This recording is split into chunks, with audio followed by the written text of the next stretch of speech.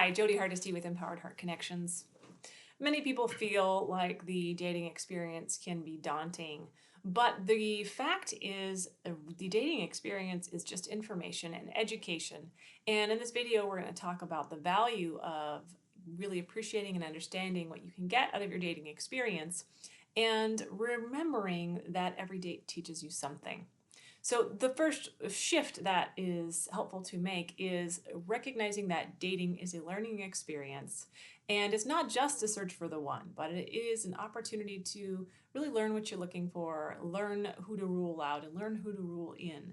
And your past experiences with dating can really help refine your approach to being able to find that compatible partner.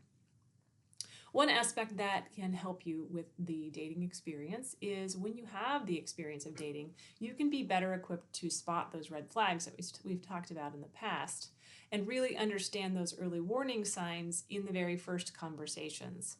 So again, looking out for some common red flags like inconsistencies, lack of effort, pushy behavior, maybe having critical behavior. Those type of red flags are some examples of red flags to watch out for.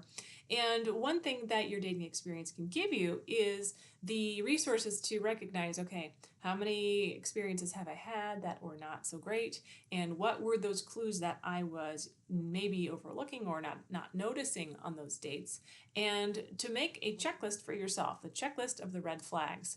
Journaling those past red flags and those patterns, and maybe the type of red flags that you seem to be seeing consistently, and again, journaling about those, documenting those, and doing a little soul searching around what's happening with drawing you potentially to those partners that are having those red flags. So really recognizing what those red flags are, and then also acknowledging what is it about me that may be drawing this in, or maybe finding those kind of qualities desirable at first before I realize that those are red flags.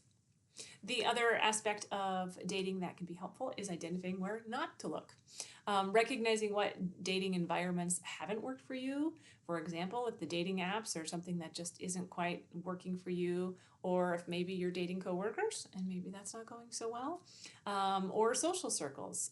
And then analyzing those past experiences to identify those unproductive dating patterns. So what is it about the apps or the workplace or the social circles that's not working for you, and really exploring some other options that might be opportunities for meeting someone new. This can be helpful to write a self-reflection worksheet to track where and how you've met past partners. And again, evaluate maybe what's working, what's not, and what potentially could work better. So kind of explore some options for potentially meeting someone in a different location, maybe at a library, maybe you have a friend connect you.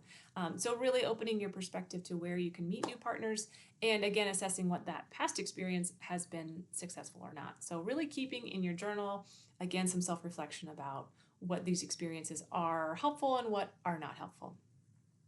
Use your dating experience as an asset. You can recognize all the skills that you've gained. What kind of communication patterns are you utilizing that's working? What things maybe kind of get you stuck? And again, recognizing what those boundaries are. That are you maybe overstepping boundaries, or are you letting other people overstep your boundaries? And your own emotional intelligence to be able to be aware of how you're communicating your emotional needs and recognizing what the emotional needs are in other people as well. So your past dating experiences can really help you identify what you truly need in a partner, and how to really learn how to better connect with someone if maybe the communication tools are maybe lacking a little bit. So really evaluating some compatibility issues that maybe you're looking for. So again, documenting again in your journal, or documenting what kind of compatibility qualities you're looking for, what you've been missing and what you're struggling with. And then really define those must-haves, those nice-to-haves, and definitely deal breakers. So really kind of making that list of what is compatible, what are my values, and what am I looking for, what is really going to work for me, and what's really going to be a rule out. Another aspect is to be innovative with date ideas to attract the right partner. So using dating mishaps to create more meaningful and unique experiences, and recognizing what those dating experiences that were maybe disasters, like, Maybe mini golf was a big fail, and what was it about that made it a big fail? But planning dates that can help you really assess compatibility in a natural way. So obviously if you go to a movie, it's going to be kind of difficult to evaluate what's their communication style, because if they're communicating during the movie, that's telling, right? But you really want more information than are they just an overtalker at the movie. So setting yourself up for success by planning out kind of dating adventures. Some examples in adventure-based dates, having values-based conversation, interactive activities. So those are some experiences that you can have that can really open you up to exploring what type of person you're with and really assessing how they behave and react in those situations and what their communication skills or abilities are in that dynamic. It might be helpful to create your ideal first date guide. So making kind of a step-by-step planning of what that looks like for you. Do they pick you up? Do you meet them somewhere? Is it a restaurant? Is it mini golf? What is it for you that would feel really fun and fulfilling and also allow you to have some of those qualities in that dating environment that can help you explore, are they really compatible? Are we able to communicate? Do we share the same value systems? Are those major red flags glaring to help sort out, whether or not this is a compatible partner or not? And then recognizing that you can apply what you've learned, and you can apply, maybe if you're recognizing some of these things that you're journaling, that maybe your boundaries aren't so great, or maybe they're too much. Maybe you're very disconnected and not able to be open and vulnerable.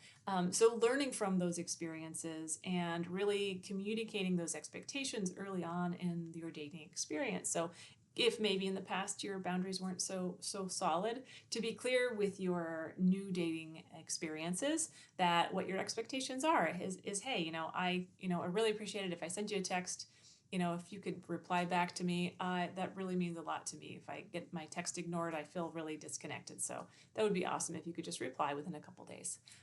Or, hey, I'm just not comfortable having physical interaction on a first date. So, that's a boundary that I'm going to set. Or, letting them know what your expectations are for, even like, are we going to split the check? What does that look like? So those are all just some boundaries you can experiment with and really evaluate from your past experiences what has worked, what hasn't, what felt good, and what didn't. And then recognizing, again, those green flags of emotional maturity and someone who may, again, share your values and could potentially be kind and loving and potentially be a match for you. So really understanding, okay, so maybe that last date didn't go well because it wasn't quite a match, but what were the green flags? Was there anything that you found desirable? What drew you to that person in the first place? And can you apply that to your future goals and future goals and datings? The other aspect that can be helpful is establishing those daily affirmations and self-reflection prompts for mindful dating. So again, that I am capable of finding a compatible partner, I'm going to have a good time on the date, this is going to be a fulfilling experience, or this is going to be a learning experience, to really make sure you're telling yourself things that are going to help you make it a successful date, whether or not they're a compatible partner. So if it is a successful date for you, you're learning from this experience. And again, whether they're rule in or rule out, this is an opportunity for growth and learning for you, and to, again, learn more aspects of the person that you're looking for and to rule out people who are not so compatible. So the next steps is, encourage you if you're starting over. I know it can be daunting whenever you've had a lot of dating experience and it just feels like a failure, but to recognize that this is not a failure, it's an opportunity for growth, it's an opportunity for learning to apply all of the experiences that you've had and really refining the path that you are on, redefining what you're looking for and redefining how to make that work for yourself. And to really understand that you are able to track kind of your progress and continue evolving your approach. So whenever you're journaling about that, to write down, hey, again, what's worked, what didn't work, what am I learning, and are the dates improving? Are you getting more quality personalities that you're matching with, kind of stuck in a rut? So recognizing how to really move through that assessment process and having the clarity with documenting this process can really help make this more productive. The final tool is the Dating Success Tracker. So this is logging the lessons, again, that you wins from each experience, and making sure you're really acknowledging what those successes are, what you learned from this experience, what you are taking away from these experiences, what you're going to apply to your next dates, what dates experiences were enjoyable and what weren't, and how to apply that to your future dating experience. I know it can be challenging, but it is an opportunity for growth, and it is an opportunity to keep learning. And again, the more that we learn about ourselves and our needs and our wants, the more likely we will be able to have fun on these dates, even if you're not with Mr. or Mrs. Right. Thank you so much for watching. Please like and subscribe if you found this information helpful, and thank you so much.